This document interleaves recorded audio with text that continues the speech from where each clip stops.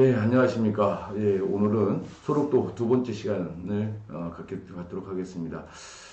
지난번 그 소록도를 안내하고 한센 인권에 대해서 이렇게 좀 소개를 해드렸는데, 소록도에 대해서 몰랐다. 또 한센 인권에 대해서 잘 몰랐다. 이렇게 소개해줘서 너무 고맙다라는 반응들이 있었습니다. 이렇게 이제 잘 모르는 사실들을 이렇게 알게 하고 그러니까 제가 이제 보람이 있고요. 이런 우리 방송이 유튜브가 더 많은 사람들한테 구독됐으면 좋겠습니다. 자, 오늘은 이 방역 수칙을 지키는 가운데 우리 이제 조영선 변호사를 모셔서 서로 한센이 인권 침해 문제에 대해서 한번 짚어보려고 합니다.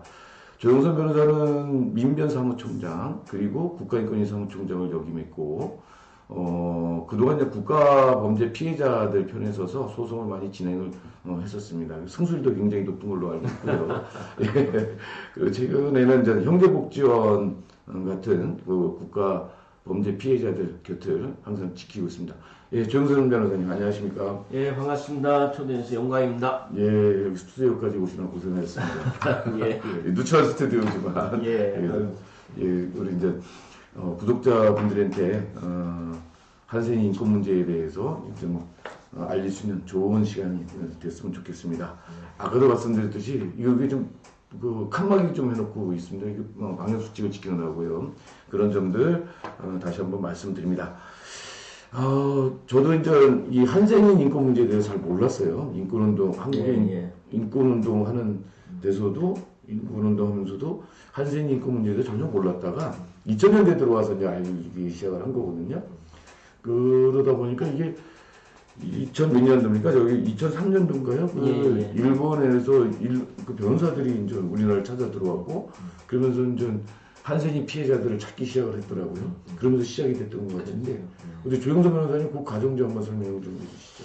참 좀 부끄러운 일입니다만 사실 한센의 인권 실태 또 인권을 침해받았던 역사에 대한 것은 사실 우리 자국 내에서 시작했다기보다는 일본에서 시작을 했었고 일본 변호사들이 한국 오면서 사실 그 좀 더 구체적으로 알게 되었던 건데 좀 더 설명을 드린다면은 그러니까 일본에서는 이제 이 한센인들 그러니까 문둥이라고 일컬어지는 분들에 대해서 일제 시대에는 물론이고 전쟁 이후 2차 대전 이후에 1991년까지 사실 강제 격리 정책을 폈었습니다. 나해방법에 의해서. 그렇죠. 그래서 일본에 있는 이제 변호사들과 야수 지식인 그리고 한센 원한자라고 표현합니다. 이 한센이라는 표현 자체가 사실 또 다른 낙인이었었는데 입소자라는 표현인데 입소자를 중심으로 해가지고 이 나해방법 강제 격리하는 나해방법이 위헌이다. 또 그에 따른 손해배상을 청구를 했었던 건데. 이게 당시에 이제 2001년도에 일본 법원에서 인용을 합니다. 이건 왜냐하면 한센인 병이 치료가 가능하고 안치가 가능하고 유전도 안 되는 건데 왜 96년까지 일본 나해방법에서 일본의 13개 오키나와까지 하면 14개의 요양소에서 강제 격리를 했느냐 이건 위헌이다 이렇게 판단을 해서 손해배상을 800만 엔에서 1억 1,400만 엔까지 해서 자동으로 해서 배상을 명했었던 거죠. 그래서 그때 당시에 이제 그 고이즈미 총리가 그때 총리였는데 항소를 포기를 하고 국가가 항소를 포기한 거죠. 그렇죠. 항소 포기 운동이라는 게 있습니다. 우리도 사실 그런 운동을 해야 되는데 일본은 또 그런 이러한 인권 침해랄지 이런 것들 항소를 포기해라 정부가 이런 운동을 대대적으로 전개하고 수상 관절을 막 이렇게 어깨동무해가지고 포위하는 운동을 하고 하면서 결국은 고이즈미 총리가 항소를 포기하고 그러면 이 한센 입소자들에 대한 배상법을 만든 겁니다. 한센 보상법을. 네. 그래서 그 화면 좀 아까 저 기사 좀 한번 띄워볼까요? 그래서 이제 일본 변호사들이 이제 일본에 있는 자국 내에 있는 한센인들에 대한 피해 배상을 발표받았고 또 한센 보상법까지 만들었는데 그때 일본에 계시는 어떤 분이 그 도쿠다 야스유키라는 일본 변호사 단장한테 편지를 했습니다. 왜 너희들은 일본만 생각하느냐? 당시에 그 식민지에 있었던 조선과 대만이랄지 필리핀이나 이런 다른 나라도 있지 않았느냐? 라고 해서 도쿠다 변호사님이 이제 본인 표현하면 정말 머리를 망치로 툭 때린 거 맞은 것처럼 충격을 받았다. 예. 아, 우리가 간과했었구나. 그러니까요. 일본 제국주의에 의해서 강리격리되었던 것이 자국만이 아니라 다른 사람편은 외지라고 하는 조선도 있었고 대만도 있었고 또 인도네시아 이런 데도 있었다라는 것을 그러니까 우리나라만이 아니라 대만, 인도네시아 뭐 이렇게 해서 이제 일본이 그런 그렇죠. 소록도처럼 이제 격리적으로 격리적으로 제거했던 이런 데들을 예. 다 이제 지원을 하는 뭐 이런 그렇죠. 활동을 한 거죠. 그래서 일본 변호사들이 한국 소록도를 왔었고 처음에 음. 초병태 변호사님 소개를 한국 왔는데 그때 이제 우리 소록도에 계신 한센 우리 그 할머니 할아버지들이 도대체 그때 말 일본 놈들이 어떤 놈들인데 배상을 한다는 거냐. 예. 그거 안 된다. 해봐도 안 된다. 그래가지고 이 사람들도 냉대를 했죠. 만나지도 않고 정도 않고 이렇게 했는데 이분들이 일본 그때 당시에는 이제 그분들이 보통 구마모토랄지 후쿠오카에 계시는데 부산에 와서 부산에 1박 하고 그 다음에 여기 차로 해가지고 소록도 와야 되는데 한 최소 3박 4일 정도는 가야 돼요. 예. 근데 이분들이 계속 한 서너 번씩 계속 오는 거예요. 한두 달에 한 번씩.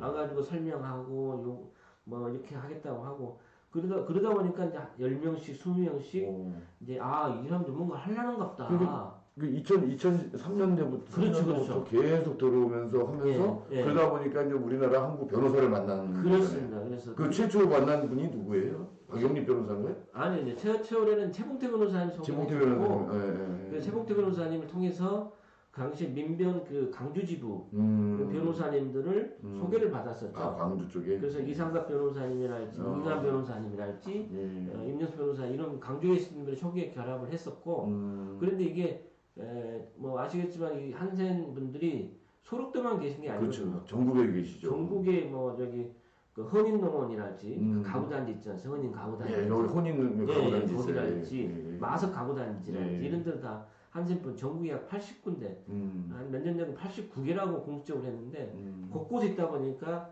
강주만 가지고는 안 되겠다 그래서 대한변협 요청을 해서 그때 이제 인권위원장이었던 박인익 변호사님이랑 그래서 이제 대한 소록도 한센 인권변호단을 구성을 해서 이제 소송 지원을 같이 하게 되었던 거죠. 그러니까 2003년부터 그런 우리 소송 지원하는 이제 변호인단이 만들어져서 그렇습니다. 활동을 하게 됐고, 예. 일본 변호사들 들어와서 같이, 이렇게 같이 하게 됐고, 예. 그게 이제 지금까지 이어지고 있는 거잖아요. 그렇습니다. 지금도. 예, 벌써 이제 17년 예. 이제 이어지고 있는. 오늘도 지금 그 활동인데. 변호사님들하고 좀 6시부터 그 줌 회의가 지금 예정될 정도로 그분들과 연대 이런 게 많습니다. 그래서 이제 그게 이제 일본에서 이제 우리 한국의 한센인 피해자들에 대한 배상이나 이런 것들이 이루어진 걸로 알고 있거든요. 그렇습니다. 예. 그걸 그때 이제 배상 받은 분들은 얼마나 되고 대략 액수나 저희가 이런 것들은 이제 소송 과정을 좀 말씀드린다면은 2005년도 10월 25일 날 소송 판결이 있었어요.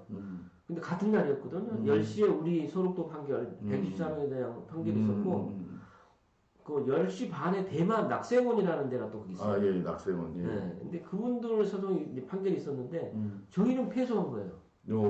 근데 대만은 승소한 거예요. 예. 동질한 사건인데 불구하고 당시에 이제 그럼 우리 쪽은 굉장히 낙담했겠네요. 오히려 그때 당시 그 전날 저희가 승소, 패소, 뭐 이렇게 이런 걸 쓰거든요. 한자로 쓰더라고요. 그렇죠. 이렇게 부당 판결 이렇게 한자로 써서 하는데 우리는 낙관적이었어요. 예, 우리는 돈이 될 거다. 왜냐하면은 그러니까 그 일제에 의한 인권 침해랄지 좀 폭력적인 방식이나 지배 방식이 훨씬 조선이 좀 가혹했고 대만은 훨씬 약했었거든요, 솔직히. 그리고 일본 사람들은 상당 부분 우리는 반일 감정이 좀 높다고 볼 수 있지만 대만 가서 제가 느껴봤는데 이분들은 솔직히 그렇게 반일 감정이 높지 않아요. 뭐 철도도 놔줬다고 교육도 해줬고 근데 거기는 이제 대만은 좀 역사적으로 이제 장개석 총통 치하의 어떤 그 반발 부담감들이 있어가지고 차라리 일제가 나왔다는 생각도 조금 있는 것 같고 좀 그건 단순 비교일 수 있는 문제는 아닌데 어쨌든 그렇게 해서 우리가 져버렸었는데 이제 계속적으로 일본은 우리 대사관 앞에서 항의 시위하고 또 일본에서 수상관제 소송을 해가지고 법을 아예 개정을 했죠. 그러니까 대만이나 낙세원 같이 외지에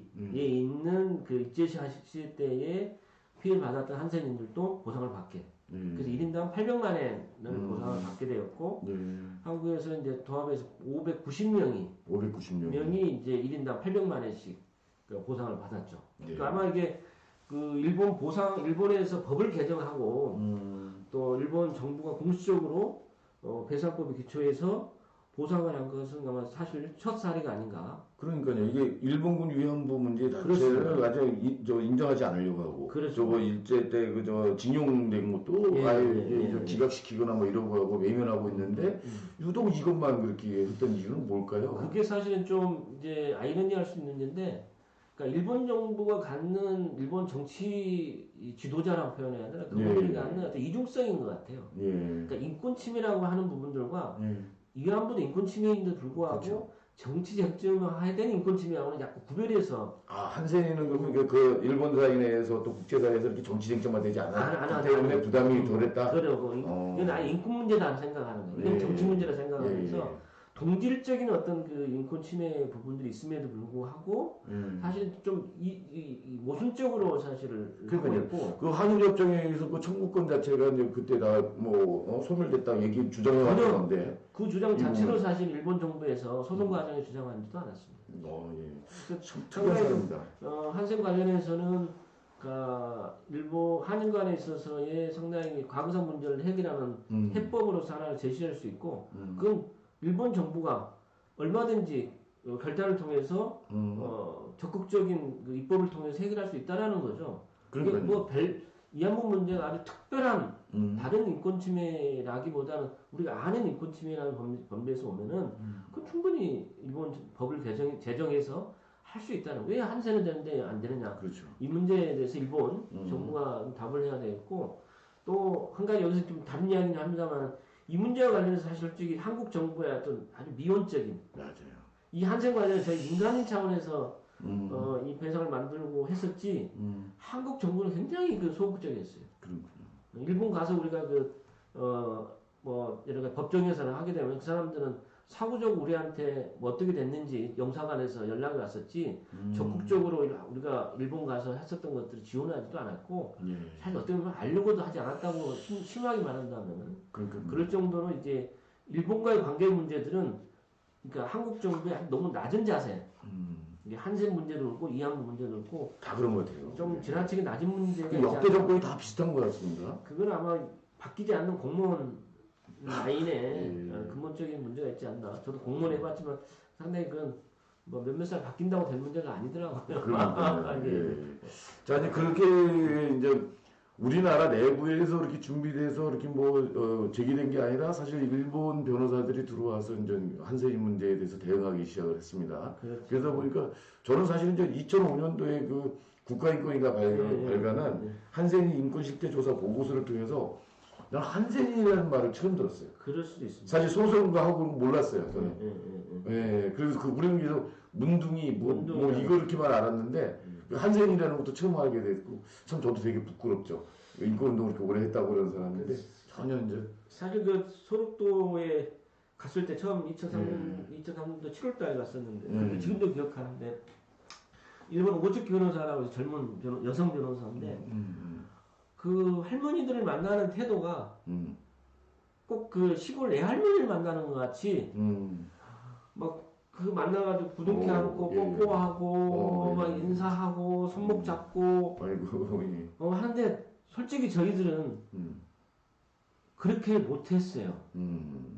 물론 오죽 변호사의 좀 감수성이 좀 뛰어난 면도 있었지만 그분들이 막 흘리는 눈물 이야기 들으면서 하는 눈물 그들의 진정성은 저희 한국 변호사들 입장으로 굉장히 부끄러웠었던.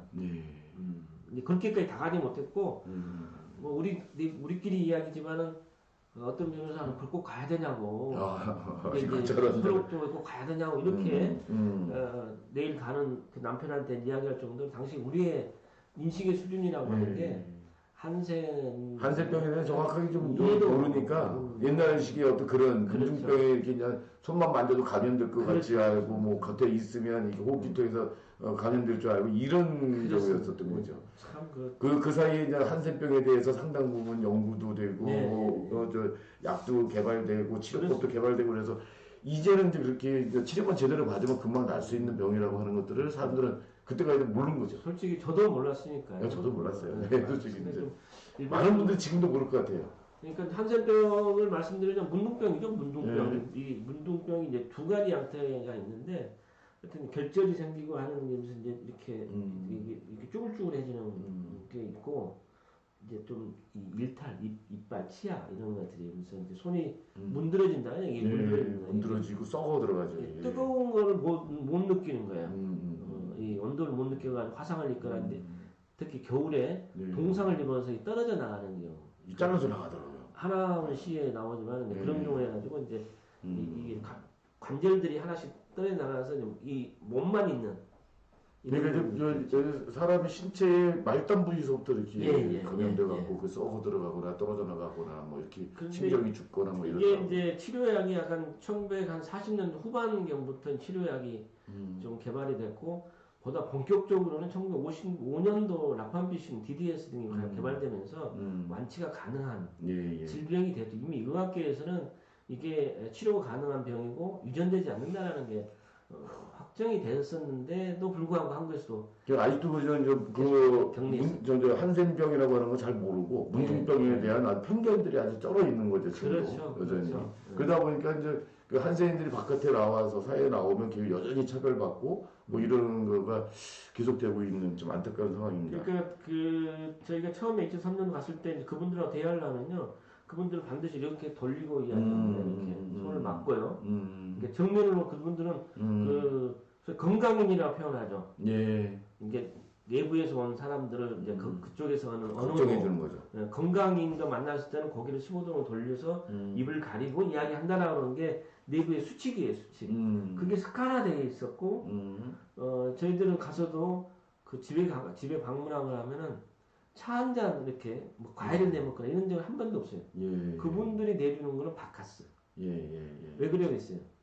그러니까 줘도 안 먹는다는 거예요. 저는 가서 거기 김명호 씨인가? 그분들 가갖고 나 그 과일도 먹고. 그래서 그거는 이제 그 뒤로죠. 그 뒤로 이제 저희들도 뭐 다른 건 없어요. 과일도 같이 나눠 먹고. 그렇죠.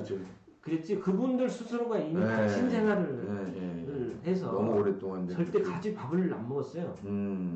나눠 먹지도 않고 그래서 바카스를 받았던 것들이 왜 그랬을까 해서 나중에 저도 생각했는데 그럼 우리가 다가가면 문제가 아니라 그분들이 마음을 닫고 또 이 오는 소위 말하는 건강한 사람들이 어떤 태도를 피울까 괜히 차를 줬는데 사람들 좀 거부감 느끼면 서로 불편할 수 있잖아요. 그러니까요. 그런 게 아닌가. 그 인식들이 전혀 근데 우리 사회에서 완전히 묻혀졌던 그런 한센인 문제가 2003년도에 일본인 변호사들이 들어오시고 그 일본에서 승소를 하고 국가인권위가 그 실태조사 보고서도 만들고 그러면서 2007년도에 법률이 만들어져요. 그렇습니다. 그 한센인 피해 사건의 진상 규명 및 피해자 생활 지원 등에 관한 법률이 만들어지더라고요. 그래서 거기 위원회가 만들어지고 그래서 또 조사 작업도 하고 그리고 또 생활 지원금도 나가고 그러더라고요. 그러니까 1년에 2003년도부터 저희가 이제 그런 이제 소송을 통해서 일본 정부로부터 일정한 배상을 받았지만 한국의 해방 이후의 인권 침해 부분들이 해소가 안 됐었던 거죠. 그래서 한국 정부나 한국 국회를 상대로 계속적으로 요구를 했죠. 아니 봐라 일본은 입소했다는 것만 가지고 일괄 배상을 800만 원이니까 약 뭐 어떤 분들은 1억 정도가 되거든요. 그러니까요. 그리고 이게 배상을 하는데 대한민국은 뭐 하느냐. 해방 후에 강제징용이 없어졌냐? 그렇지 않다. 단종 낙태가 없어졌냐? 그렇지 않다. 강제징용 없어졌냐? 그렇지 않다. 계속되고 있었던 거죠.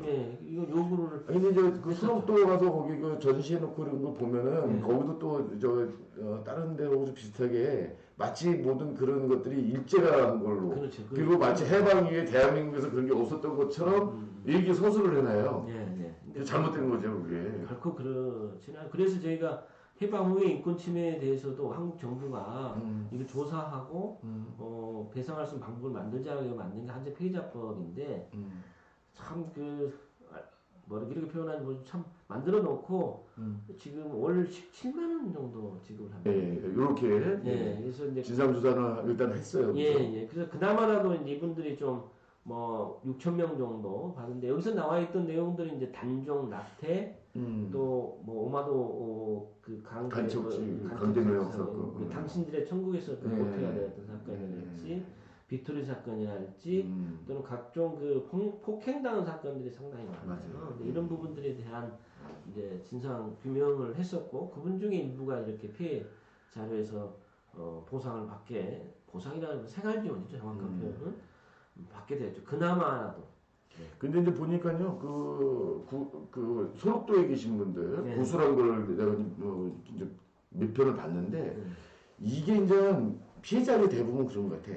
이 피해자를 국가가, 그 피해 사실을 인정한다는 게 너무 감격스러운 거야. 그렇죠. 그게 금액은 15만 원밖에 안 되지만, 요즘 17만 원이지만, 그거를 이렇게 인정받았다라고 하는 게 국가가 이걸 인정해주고 나를 위해서 지원금을 준다는 거에 엄청 감격했다고 그러는 거예요. 사실 이 소송이랄지 또 일본 정부로도 받았다라는 것은 어떤 금전적인 이득도 있지만 이분들이 갖는 어떤 자존감, 인간 회복이라고 할까요? 그렇죠. 스스로 예전에는 자기 자식들도 사실 만나기도 어려웠고 했었거든요. 기피했죠. 어떤 데가 할머니를 만났어요. 삼촌 같은 거 만났는데 조그만 수첩 안에 뭐 사진이 있어요. 많이 달았어. 누구예요? 그러니까 우리 손주래요. 아이고 저런. 손주인데 왜 이렇게 달았어요? 이렇게 하니까 보고 싶은데 보지 못하고 왜요? 가시면 되잖아. 아유 우리 아들이 결혼식 때 나오지 말라고 했고 그래서 안 갔고 엄마 아버지도 없는 걸로 되어 있는데 아들만 가끔 왔다 가고 사진 줬는데 그래 보고 싶어서 내가 본다고. 그러니까 자식이 있는 경우도 있는데 그분들의 자녀들과는 사실 떨어져 있거나 생활을 같이 하지 않는 경우가 대부분이고 또 그 소재 부모의 살아있다는 것조차 서로 감추고 사는 경우도 사실 아직도 사실은 맞아요. 있습니다. 그래서 그 진상조사위원회에서 사건을 접수를 받아서 또 조사를 또 해보고 그러는데 이렇게 하다 보니까 이제 거기 이제 보도자료 이제 아까 이제 보였던 그 보도자료나 이런 것을 보면은 참 옛날에 이제 우리 어릴 때 문둥이들이 이제 어린애들 잡아서 간을 빼먹는다 뭐 이런 거 이런 걸로 그런 오해를 받아서 뭐 그걸 또 이제 동네 사람들이 가서 또 죽이기도 하고 또 전쟁 때 군경이 또 이렇게 죽이기도 하고 뭐 이랬어요. 그래서 그런 사건들이 소록도에서만이 아니라 소록도 이제 84인 사건이 있는데 그 사건만이 아니라 전국에서 이렇게 이제 이 학살 사건들이 이제 몇 건이나 되고 그렇죠. 뭐 거기 이제 또 이제 그 불만이 있던 그 동네 사람들이 또 죽이기도 하고 뭐 이러고 뭐 그랬었더라고요. 한국전쟁 당시에서는 전적을 올리기 위해서 이제 학살당한 우리 군인이 학살당한 그러니까 그 적으로 그러니까요. 해가지고 학살당한 사건도 있고 대표적인 경우로 사실 최근에 말이죠 91년에 개구리 소년 사건 있죠. 예. 뭐 지금도 지금 그 뭐 범인을 잡지 못했지만 유해는 발굴됐죠. 근데 그 사건과 관련해서 당시에 이 한세 20년 된 사건인데. 그렇죠. 91년도에 이제 발생한 사건인데 96년경에 5년경인가 그때 한참 이게 어디가 있는지 찾았지 않습니까? 그러면서 당시에 칠곡에 있는 어떤 거기에 있다라고 하는 한센 정착촌에 있다라고 하는 그런 그 보도가 나왔어요. 이게 말하자면 문둥이들이 얘들을 뭐 이런 어떤 헛소문에 기해서 그런 건데 그게 언론에서 막 보도되면서 언론 기자들이 그 현지에 가가지고 모르게 잠입해가지고 어디 뭐 농장 밑에를 파보니 어떤 이런 걸 막 보도하면 해가지고 한세인들의 이 극도로 이제 극양되면서 기자 출입 막고 오면서 폭행 사건이 발생했었어요. 근데 그때 보도들 했었던 주요 신문들은 지금도 거기에 대한 반성은 일말도 안 해요. 실제로 거기서 그러한 일도 발생하지도 않았고 또 그런 것도 사실 우리가 풍문이었을 뿐인 거지 실제로 그런 사실이 없었거든요. 맞아요. 그 개구리 소년으로 해서 사실 91년도 그 발생한 사건이면 아이들이 참으로 안타깝게 그렇게 된 건 사실이지만 한센인에 대한 뿌리 깊은 불신 또는 무지 편견에 의해서 빚어진 언론 왜곡 사건이라 하지 않는가 이런 생각을 참 많은 분들이 안타깝게 생각을 했던 지금도 분노하죠. 그걸 겪었었던 분들은 누구도 거기서 사과하고 우리나라 언론들이 참 그런 부분들을 도리어 이제 이 편견이나 이런 부분들을 갖다 해소시켜주기 위해서 노력을 해야 되는데 뭔 사건이 나면 뭐 그걸 편견을 조장해서 그걸 키워가지고 그걸 단독 보도 뭐 이런 식으로 하려고 그러는데 너무 무책임하고 또 그게 이제 당사자들한테 주는 그 고통이라는 게 엄청난데 그거에도 제대로 반성도 안 하고 그냥 반복적으로 일어나잖아요. 이게. 사후적으로라도 그게 잘못됐으면은 적극적으로 정정보도 청구나 반론보도 청구하기 전에 스스로 이건 자기들이 보도했는데 이건 저희들이 사실이 아닌 밝혔다고 해서 좀 적극적으로 한다면 훨씬 언론에 대한 신뢰도가 그러니까요. 높아질 건데 사실은 좀 그 안타까움이 좀 있습니다. 네. 언론이 인권의 그런 적대 행위를 하고 있어요. 인권을 지금 인권을 좀 증진하는데 기여하는 언론이 아니라 인권을 악화시켜가는 이런 쪽의 역할을 누가 해서 참 씁쓸합니다. 자, 다음 얘기 한번 넘어가 볼게요.